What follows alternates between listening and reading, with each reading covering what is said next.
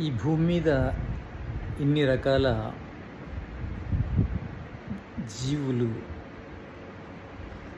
ఇన్ని రకాల శరీరాలు, ఈ జీవరాశులు ఎందుకున్నాయి? ఇవి ఎలా ఏర్పడ్డాయి? రకరకాల శరీరాలు ఉన్నాయి, రకరకాల జాతులు ఉన్నాయి. ఇవి ఎలా ఏర్పడ్డాయి? ఈ శరీరం యొక్క ప్రారంభం ఎప్పుడు జరిగింది? ఎలా జరిగింది? మానవ జాతి ఉంది, పశు జాతి ఉంది, పక్షి జాతి ఉంది, వృక్ష జాతి ఉంది. ఇవన్నీ ఎందుకు ఏర్పడ్డాయి, ఎలా ఏర్పడ్డాయి అని ఒకసారి మనము ఆలోచిస్తూ వెనకకు వెళ్తే, ఈ శరీరము అంటే మానవ శరీరమే కాదు, మిగతా అన్ని శరీరాలు, అన్ని రకాల దేహాలు అంటే వృక్ష దేహాలు కూడా మొదలు భూమి నుంచే ఉత్పత్తి అయ్యాయి. ఇప్పుడు కూడా మనము ఆహారం తింటేనే శరీరం తయారవుతుంది. ఈ శరీరం నుంచే బీజకణాలు తయారవుతాయి.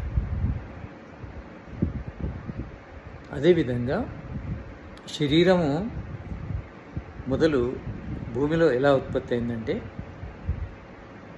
ఏ విధంగానైతే ఆహారం ద్వారా ఈ శరీరం నిర్మించబడిందో అది ఈ శరీరంలో జరుగుతుంది, మన కడుపులో జరుగుతుంది. కానీ అక్కడ భూమిలో జరిగింది. మొదలు భూమిలో ఆహారం ఉత్పత్తి అయి, ఆహారం నుంచి బీజకణాలు అంటే రకరకాల జాతుల యొక్క బీజకణాలు ఏర్పడ్డాయి. మానవ జాతి బీజకణం, వృక్ష జాతి, పక్షి జాతి, పశు జాతి, పశువులో రకరకాలు, పక్షుల్లో రకరకాలు, వృక్షాల్లో రకరకాలు, అన్ని రకాల విత్తనాలు ఏర్పడ్డాయి భూమిలోని. ఎలా ఏర్పడ్డాయి? ఇప్పుడు మన శరీరానికి ఆహార పదార్థం లోపల ఏ పదార్థాలు ఉన్నాయో అవి భూమి నుంచి వచ్చాయి కనుక అవి భూమిలోనే ఆహారంగా, తర్వాత విత్తనాలుగా ఏర్పడడం జరిగింది. విత్తనం అంటే జాతి బీజకణము. ఈ జాతి బీజకణాల నుంచి దేహం ఏర్పడి, ఆ దేహము అంటే అన్ని రకాల దేహాలు, అన్ని రకాల పశు, పక్షి, వృక్ష జాతికి సంబంధించిన అన్ని దేహాలు బయటకు వచ్చాయి. దీన్నే అమైత్ర సృష్టి అంటారు. ఈ అమైత్ర సృష్టి ద్వారా బయటకు వచ్చిన ఈ రకరకాల జీవజాతులు వాటి సంతానాన్ని ఉత్పత్తి చేయడాన్ని మైత్ర సృష్టి అంటారు. బీజకణము మొదలు భూమి నుంచి ఏర్పడింది. బీజకణాలకు అంటే జాతి కణాలు ఇవన్నీ తేడా ఉన్నాయి. వృక్ష జాతి, పశు, పక్షి జాతి, రకరకాల జాతుల్లో కూడా మళ్ళీ ప్రజాతులు, ఇవన్నీ కూడా ఈ డిఫరెంట్గా భూమి లోపల ఎలా ఏర్పడ్డాయి? దీనికి మనము కారణాన్ని వెతికితే ఒకటే లభిస్తుంది. ఆ జీవ బీజజాతి లోపల ఉన్న ఆత్మ యొక్క సంస్కారాలకు అనుకూలంగా ఈ బీజం ఏర్పడడం జరిగింది. అంటే సంస్కారాలు, ఆత్మను సంస్కారాలు కలిగి ఉంటాయి. ఆత్మకు సంస్కారాలు ఉంటాయి. సంస్కారాలు ఎక్కడి నుంచి వచ్చాయి? ఈ ప్రళయం కంటే ముందు సృష్టి లోపల అవి చేసుకున్న కర్మలే సంస్కారాలు. అందులో వాసన రూప సంస్కారాలు, ధర్మ సంస్కారాలు ఉంటాయి. అవి పూర్తిగా భోగించకముందే సృష్టి తన సమయం ప్రకారము 432 కోట్ల సంవత్సరాలు కాగానే ప్రళయం అయిపోతుంది. ఆ ప్రళయం లోపల సంస్కారాలు మాత్రము ప్రళయం కావు, అవి మాత్రం భద్రంగా ఉంటాయి. ఏ ఆత్మ చేసుకున్న సంస్కారం ఆ ఆత్మ వెంట ఉంటుంది. మళ్ళీ సృష్టి ప్రారంభం కాగానే వాటి సంస్కారాలకు అనుకూలంగా ఈ బీజ కణాల్లో మార్పు వస్తుంది. ఇది మానవ శరీరం కావాలా, ఆవు శరీరం కావాలా, గుర్రం శరీరం కావాలా, ఏనుగు శరీరం కావాలా, కుక్కన, పిల్లి, పందె, పక్షుల్లో పావురమ, నెమలి, ఇలా వృక్షాల లోపల ఏ వృక్షము, ఆముదమ, మర్య, రావ్య, ఇలా వాటి కర్మలను బట్టి ఆత్మను చుట్టి ఉన్న ఈ జీవ పదార్థం లోపల బీజకణం యొక్క ఉత్పత్తి జరుగుతుంది. అందులో అన్ని రకాల అంటే జాతుల లోపల ప్రజాతులు ఉన్నాయి.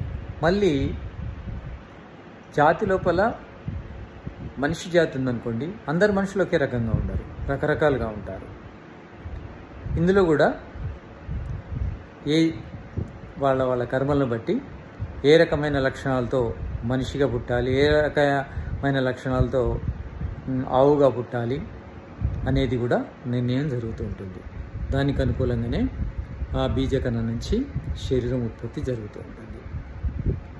ఇది బయటకు వచ్చిన తర్వాత అంటే ఈ జీవజాతులన్నీ కూడా యవ్వన స్థితిలోనే బయటకు వస్తాయి. బయటకు వచ్చిన తర్వాత అవి మళ్ళీ సంతానాన్ని ఉత్పత్తి చేస్తాయి. ఆ సంతానము జాతికి అనుకూలంగానే ఉంటుంది. మానవ జాతి యొక్క సంతానము మానవ జాతితోనే పోలి ఉంటుంది. అంటే ఒక జాతికి సంబంధించిన దేహం నుండి ఆ జాతికి సంబంధించిన బీజాలు ఉత్పత్తి అవుతాయి. ఇక్కడ ఒకే జాతిలో రకరకాలు అంటే వ్యక్తికి మధ్య తేడా ఎలా వస్తుందంటే వాటిలో ఉన్న సంస్కారాల తేడాల వల్లనే వస్తుంది. ఈ సంస్కారాలకు అనుకూలంగా ఆ బీజకణం లోపల జన్యువుల లోపల తేడా ఉంటుంది. ఆ జన్యువులు నుంచి శరీర నిర్మాణం అవుతుంది. జన్యువులు దేని మీద ఆధారపడి ఉన్నాయి? సంస్కారాల మీద ఆధారపడి ఉంటాయి. క్రోమోజోములు, జన్యువులు ఆత్మ యొక్క సంస్కారాలకు అనుకూలంగా తయారవుతాయి. ఈ క్రోమోజోములకు, జన్యువులకు అనుకూలంగా జాతి, ఆ జాతిలో వ్యక్తి లక్షణాలు ఏర్పడతాయి. ఈ విధంగా రెండు రకాల పరంపర జరుగుతూ ఉంటుంది. ఒకటేమో ఆ జాతికి సంబంధించిన బీజాలను ఆ జాతే ఉత్పత్తి చేస్తుంది. ఆ జాతి బీజాల్లో వ్యక్తికి మధ్య తేడా అందులో ప్రవేశించిన ఆత్మకు అనుకూలంగా ఉంటుంది. అంటే ఆత్మ చేసుకునే సంస్కారాలు మన జన్యువులకు కారణమవుతాయి. అంటే మనం ఏ సంస్కారాలతోనైతే మరణిస్తామో అదే సంస్కారాలకు అనుకూలమైన జన్యువులు గల శరీరం లోపల ఈశ్వరుడు ఈ ఆత్మను ప్రవేశపెడతాడు. దానికి అనుకూలంగానే దాని యొక్క దేహము ఏర్పడుతుంది. ఆ దేహానికి అనుకూలంగా భోగం ఉంటుంది. జాతి, ఆయువు, భోగము అనేవి ఈ ఆత్మ యొక్క సంస్కారాలకు అనుకూలంగా ఉంటాయి. ఏ జాతిలో పుట్టాలి, ఏ ఆయువుతో పుట్టాలి, ఏ భోగంతో పుట్టాలి, ఇవన్నీ కూడా సంస్కారాలను బట్టే ఉంటాయి. ఆ సంస్కారాలకు అనుకూలమైన జన్యులు గల శరీరంలోనే ఆత్మ ప్రవేశించడం జరుగుతూ ఉంటుంది. ఈ విధంగా ఎక్కడైతే ఒక ఆత్మ బయటకు వచ్చిందో దాని సంస్కారాలకు అనుకూలమైన గర్భం ఎక్కడుందో అందులోనే ప్రవేశిస్తుంది. అంటే ఈశ్వరుడు అందులోనే ప్రవేశపెడతాడు. దాదాపుగా తన జన్యువుల సంస్కారాలకు ఒక సారూప్యత ఉంటుంది. అంటే మన సంస్కారాలకు అనుకూలమైన జన్యువులు గల సంయుక్త బీజంలోనే, జైగోట్లోనే ఈ ఆత్మ యొక్క ప్రవేశం జరుగుతూ ఉంటుంది. అలా సంస్కారాలు, జన్యువులు ఒకదానికొకటి సంబంధం కలిగి ఉన్నాయి. మన శరీరము, మన జాతి కానీ, ఆయువు కానీ, భోగం కానీ మన జన్యువుల మీద ఆధారపడింది, మన క్రోమోజోముల మీద ఆధారపడింది. ఈ జన్యువులు, క్రోమోజోములు దేని మీద ఆధారపడి ఉన్నాయి? ఆత్మ యొక్క సంస్కారాల మీద ఆధారపడి ఉన్నాయి. ఆత్మ సంస్కారాలకు అనుకూలమైన క్రోమోజోములు, జన్యువులు గల శరీరంలోనే ప్రవేశపెడతాడు ఈశ్వరుడు. ఈ విధంగా ఈ పరంపర కొనసాగుతూ ఉంటుంది. ఒక దిక్కు జాతి పరంపర, ఒక దిక్కు సంస్కారాల పరంపర. అంటే మనిషి జాతి బీజ కణాలనే తయారు చేస్తాడు. అందులో కూడా మనిషికి తేడా ఉంటుంది. వాళ్లకు అనుకూలమైన బీజ కణాలే తయారవుతాయి. అంటే ఎత్తు, రంగు, తెలివి ఇవన్నీ కూడా ఆ బీజకణంలో ఉంటాయి. ఆ బీజకణములోకి ఆ సంస్కారాలు గల ఆత్మ మాత్రమే ప్రవేశిస్తుంది. ఈ విధంగా ఈశ్వరుడు న్యాయంగానే మన సంస్కారాలకు అనుకూలమైన శరీరంలో ప్రవేశపెడతాడు.